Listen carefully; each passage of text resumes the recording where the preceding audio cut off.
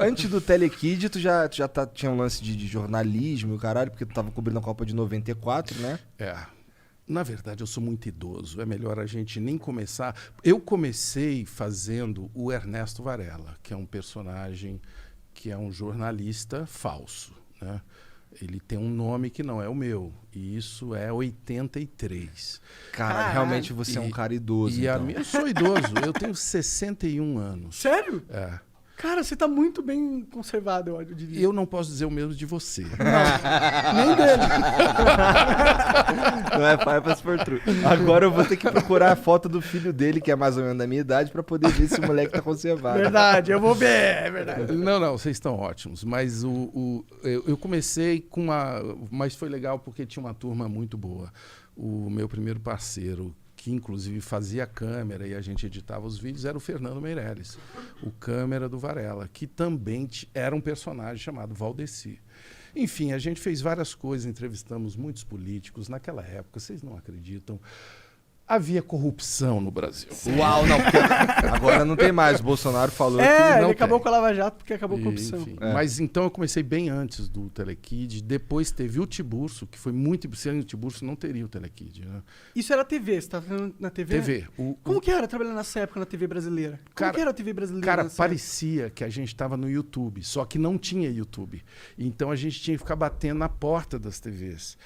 O grupo nosso chamava Olhar Eletrônico, então eram várias figuras vindas de vários... Que nem esses vagabundos que estão aqui, que não estão aparecendo. Vocês não fazem ideia da quantidade de escravos que existem aqui ao redor para que esta transmissão aconteça, né? Pior que hoje em Tem dia o chefe dos escravos ali. Tem ali. Então todos ali, Porque devidamente... sabe que eu não lido com os escravos, né? Eu deleguei essa função pra aquele cara ali. É ele que lida ele com é o os escravos. senhor dos escravos, eu tô vendo. Ele é Senhor de o... engenho. Senhor de engenho. Não, é o... Capitão do Mato, é o Jean. Capitão do Mato. É. Mas, enfim, o Olhar Eletrônico era esse grupo, assim. É tipo essa galera. Só que é engraçado você perguntar isso, porque nós ficamos batendo na porta das emissoras.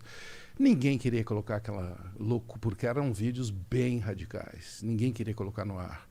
E aí, finalmente, assim, a última emissora que a gente estava tentando, a TV Gazeta, grande potência, hoje, mas na época mal pegava na Avenida Paulista, colocou os primeiros vídeos nossos no ar. Maneiro. Que da hora. E foi bárbaro, porque foi bem radical. O Goulart de Andrade, eu não sei se vocês Não, chegaram. não sei quem é. O Goulart de Andrade teve um programa chamado Comando da Madrugada, era um cara bem mais velho que a gente, ele já tinha feito coisas na Globo, aqui de São Paulo, na madrugada. Era um cara bem marginal, assim, aquela TV marginal, bem... O Goulart tinha alugado todos os horários da TV Gazeta e tinha lá um monte de horário vazio. E falou, vai lá, pessoal, vocês não querem fazer televisão? Vocês estão aí reclamando que quer fazer televisão? Vai lá. Só que ele falou isso numa quinta-feira. E falou que a gente tinha que estrear na segunda-feira, 2 horas ao vivo. A gente nunca tinha feito televisão. Fomos lá, deu tudo errado e por isso deu certo. Entendi. É igual vocês, é muito parecido. E o que É bem parecido. Deu tudo errado e por isso deu Mas certo. É verdade mesmo. É. E o que eram essas 2 horas? desse Não era programa? nada, não tinha nome o programa, não tinha nome. E a gente convidou o nosso amigo mais bonitinho para ser o apresentador, nunca tinha feito nada, né? E nós já fazíamos muitos vídeos, tinham vídeos incríveis. A gente estava já há uns 2 anos, vocês conhecem essa história, né? Você fica uns 2 anos ralando, não acontece nada, até que, enfim, alguém te abre um espaço. E aí a gente queimou em 1 mês todo o nosso esforço de produção. E aí é que ficou legal, porque aí a gente tinha que improvisar, tinha que inventar. Assim. E aí surgiu o Varela, por exemplo, porque eu não aparecia na frente da câmera. Eu era... Puta, a minha história é muito triste, eu não deveria estar aqui contando. Porque eu estava fazendo engenharia na USP, na Escola Politécnica. E me encantei por aquela coisa chamada vídeo. Mas não adianta eu falar isso para vocês, porque falar vídeo no início dos anos 80 é igual falar blockchain. Pode crer. Hoje, você entendeu? Entendi. Ninguém fazia vídeos. Nós fomos uma das primeiras produtoras de vídeo do Brasil. Que foda. Junto com várias... Tinha um movimento chamado Produção Independente, né? TV Tudo, Tadeu Django, um monte de artistas, Aguilar, um monte de artistas, né, fazendo vídeo. Só que nós tínhamos essa intenção de televisão, de falar com muita gente. E foi isso que nos moveu, cara. E da onde esse sucesso inicial te levou para... Como que foi caminhando essa história? Então, muita pancada, né? O Varela foi um personagem que começou entrevistando ninguém, porque eu era muito tímido. E aí eu fazia textos que eu pudesse falar só para a câmera. Textos de humor, tal, falando de economia, de política e tal. Aí um dia, o Moraes Moreira ia fazer um show na USP, né? Eu estudava lá, a maioria de nós estudávamos por lá, num circo. E ia ter uma coletiva do Moraes. Aí alguém nos avisou, vai ter uma coletiva do Moraes Moreira. Aí eu fui vestido de Varela, com o Fernando, né? E aí, na hora que acabaram durante a coletiva, eu não tive coragem de perguntar para ele nada. E na hora que acabou a coletiva, eu cheguei lá assim, Moraes, pô, será que você pode falar com a gente e tal? Aí ele perguntou, qual é o seu nome, garoto? Eu falei, Ernesto Varela. Claro, pode fazer. Eu falei, cara, ele acreditou que eu sou Varela. E aí, enfim, comecei a entrevistar figuras, né, como Moraes. E aí, na hora que eu vi, eu já estava entrevistando político. E aí o Brasil, naquela época, eu já falei, estava passando por um período de corrupção e de, obviamente, saindo de uma ditadura. Estou falando de 83, 84, 85. E aí, enfim, fiz uma entrevista que ficou muito marcante, que é a do Maluf, né? Que eu... Qual foi essa entrevista? É uma entrevista que ele estava se candidatando a presidente, ele queria ser presidente do Brasil, contra o Tancredo, né?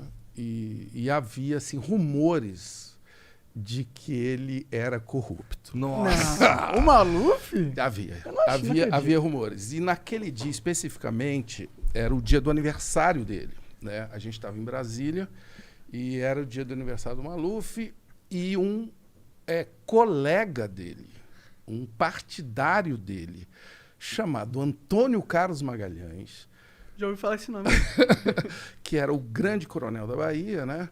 E da política brasileira durante muitas décadas, disse que ele era corrupto. Nossa! Eu falei, não é possível, mas não é possível, porque agora o amigo dele disse que ele é corrupto, né? E aí o Fernando falou, cara, nós temos que ir lá, vai ter a coletiva do Maluf, nós vamos lá. Só que no meio do caminho a gente parou numa padaria e compramos um bolo, porque era aniversário dele. Mas um bolo horrível, um bolo azul. Sabe aqueles de padaria? O cara foi lá e escolheu o pior bolo que tinha. Pior e assim, o que mais ficaria bonito na câmera. Chamasse atenção.